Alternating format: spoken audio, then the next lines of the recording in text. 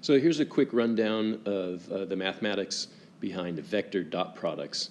We know that work is defined, at least for the case of constant force, as the dot product between the vector force and the vector displacement. But in general, if we just have any quantity, if we say that vector c, well, actually, I take that back. If we say that scalar quantity c is equal to the vector cross product of A and B, we should picture that graphically. If vector A points this way, and vector B also points in that exact same direction, then it's very easy to calculate the dot product. In this case, C, which is a scalar quantity, would just be the scalar magnitude of vector A multiplied by the scalar magnitude of vector B. Now notice I don't put a dot or even a cross in between those. You never use dot products or cross products when multiplying scalar quantities. And you're very familiar with the fact that the magnitude of a vector is itself just a scalar, right?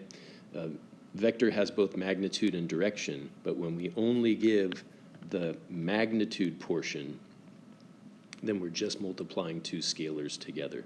Okay, so if you have an alternate case here, what if vector A points this way and vector B points this way?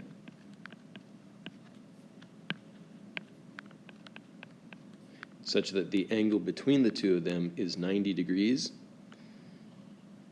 then the result is 0. So these are two extreme cases. When A and B are parallel to one another, the vector dot product is just the magnitude of the two vectors multiplied together. And when the two vectors are perpendicular, then the vector dot product is 0. So the real question is, in general, what if vector A and vector B form some angle that's neither 0 degrees nor 90 degrees? What if the angle between the two is just given as theta? The best option here would be to make an axis that runs parallel to one of the two vectors. In that way, then vector B can be expressed in unit vector notation as the full magnitude of vector B, I hat, plus 0, j hat. And vector A can be broken into components. There's a component of vector A, we'll call it A parallel to vector B, and the other component we'll say is A perpendicular to vector B.